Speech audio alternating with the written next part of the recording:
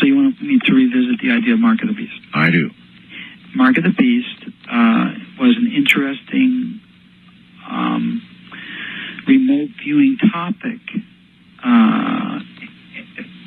All of the topics in Revelation and in the Bible and in many of the older, not necessarily apocalyptic texts, but the prophets of old, the true prophets, who didn't volunteer to be prophets, they were called upon to be prophets, and they wrote what they were given. This idea of the Mark of the Beast, we remote viewed that years ago, and actually I spent a lot of time on it myself, and I stand by what the results are. Anybody who's trained in even some of the intermediate remote viewing skills that we teach can be taught to discern the same results, and that is an AIDS vaccine.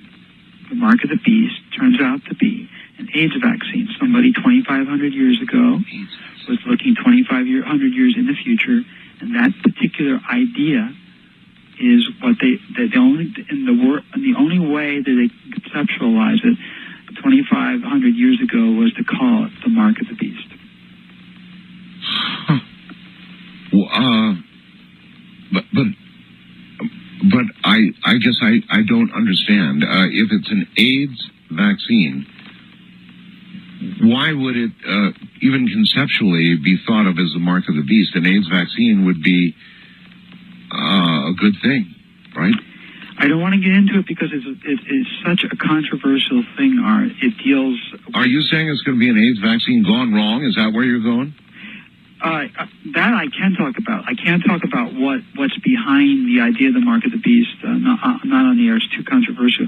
But yes, what happens is that the people who accept the Mark of the Beast break out in woesome sores. That's what Revelation says. They break out woes.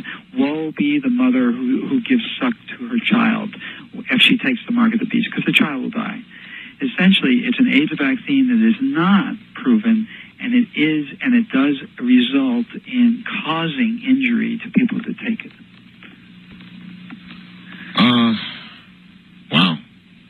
Okay. And I'm afraid that we are heading toward a real possibility of nations forcing this, not forcing it in terms of holding you down and shooting you up with it, but if you do not have a mark on your ID card or your driver's license saying that you've had this inoculation, you're not going to be able to get a job, or you're not going to be able to go to certain places or get a passport. So it'd almost be like the opposite of the Scarlet Letter. In other words, you'd have to have this mark, or...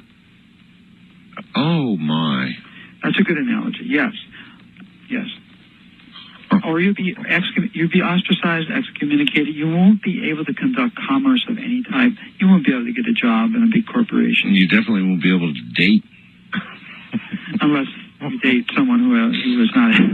That's right. Who doesn't have that mark. One of the unmarked, right? Yes.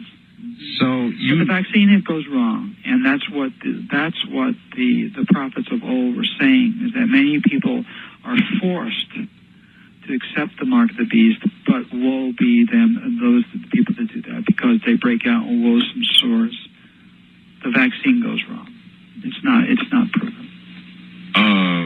Well, vaccines have been known to go wrong, indeed, and they keep we keep getting news blurbs and flashes about a possible AIDS vaccine, and the story is big for a day or two, and then it goes away and you never hear about it again. I bet I've heard 50 of those, Ed, since we've been aware of AIDS. We've got one, or we've just about got one, and the story always goes away.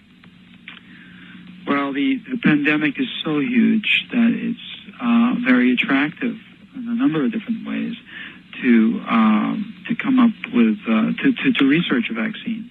And you can imagine how much money is involved for those companies that, of course, say they have an effective vaccine. Tech, we've heard them all, but in Moderna, and some people say Moderna. I don't really know why. Moderna, RNA surging this year. That's creating enormous wealth for the people behind some of the world's top COVID vaccine candidates. Oh, of course. course. I don't know how you would prove that until a decade or more has gone by, knowing, how AIDS works. But yeah, it would be big money, all right. And one can imagine something going wrong, no question.